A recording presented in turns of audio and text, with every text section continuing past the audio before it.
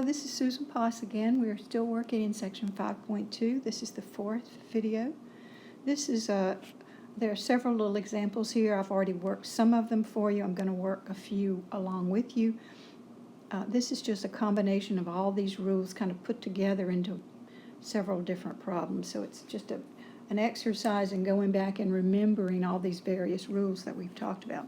So this first one is a negative base inside parentheses raised to the power 3.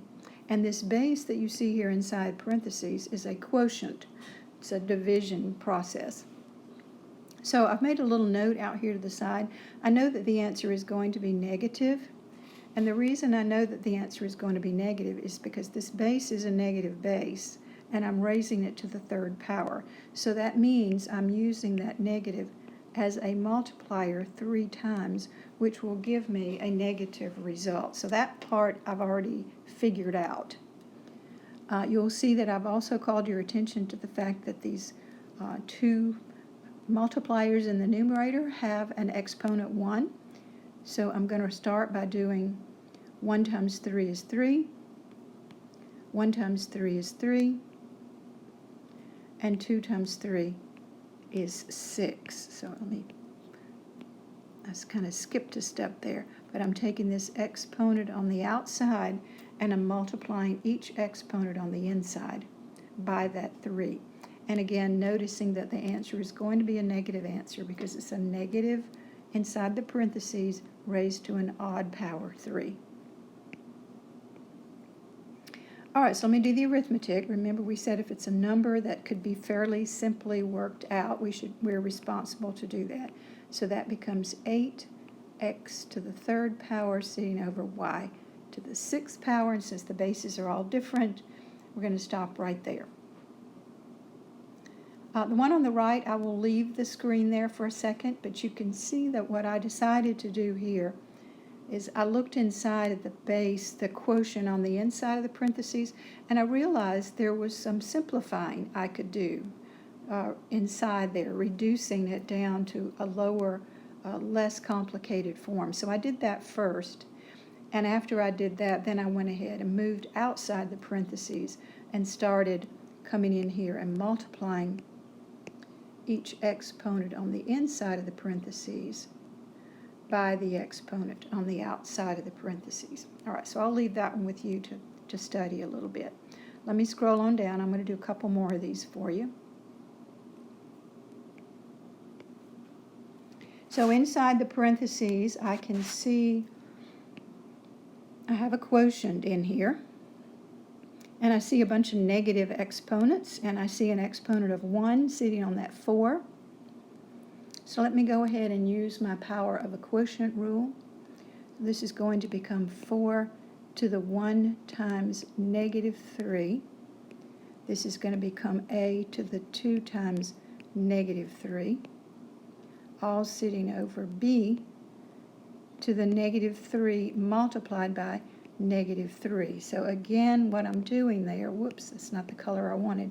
I'm taking this negative 3 and using it as a multiplier on each exponent that is inside the parentheses. So that brings me to a 4 to the negative 3rd, an a to the negative 6th, and a b to the positive 9. All right, so now we've got negative exponents in here, so I've got to go back and pick up my negative exponent rule. In order to work with this, I need to recognize that these two components here need to move down.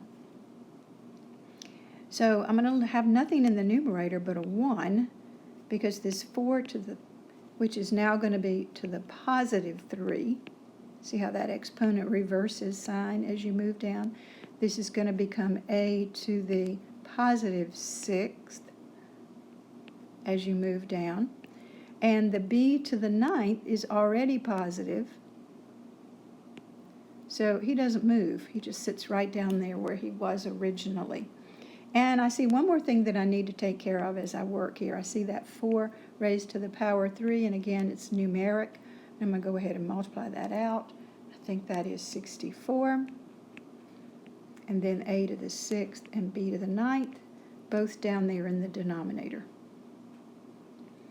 Again, over on the right, you can see that I had something inside here that could be simplified, so I simplified all of that first before I started raising to the power outside, and then you see me multiplying each exponent on the inside by the exponent on the outside. So I'll leave you to study that one on your own.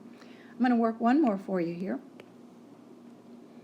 Here I see a product. You see how these things are multiplied together in here? So I'm going to use my product rule first. So I'm going to be multiplying. Let me see if I can write it all down for you. I'm going to be multiplying the 4 times the 6, and this is going to be x to the negative 2 plus 5.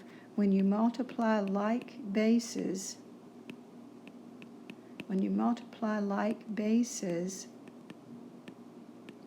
you add the exponents. That was our very first rule. And in the denominator, I see a 9 times 2, and then I see a y to the first.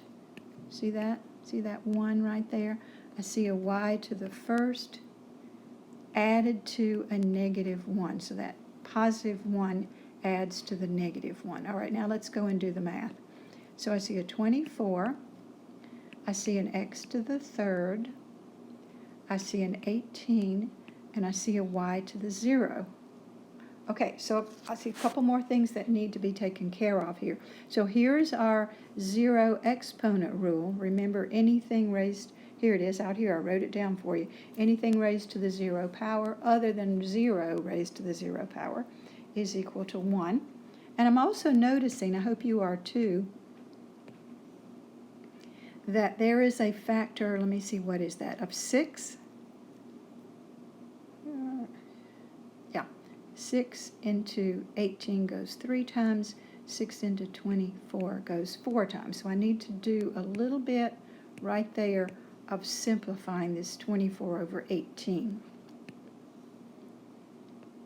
All right, so I see in the numerator I have a 4 x to the 3rd sitting over 3, and remember this y to the 0 is a 1. So that's a 3 times 1 down there in the bottom, which of course is just 3. So it looks like my finished result here, oops, I can't get my color to cooperate, should be 4x to the 3rd sitting over the number 3. All right, and that last one out there, I'm not going to take time to work it. I've already worked through it. You can study it and look at it. But I'm doing the same thing. Looks like I decided not to reduce this time. I just took this negative 2 on the outside of the parentheses and used it as a multiplier on each of these exponents. And then the same thing down here with this negative 3. I used it as a multiplier on each of the exponents. And then you can see that the things that had negative exponents, I moved them around. This x to the negative 4th goes down here and becomes x to the positive 4th. What else? This 6 to the negative 3, which was on the bottom, moves up to the top. And I think I see one more. Looks like this y to the negative 3rd moved up. So there's a lot of moving around there. And then gradually I did the arithmetic and simplified. So I hope that will help you get through the combining rules.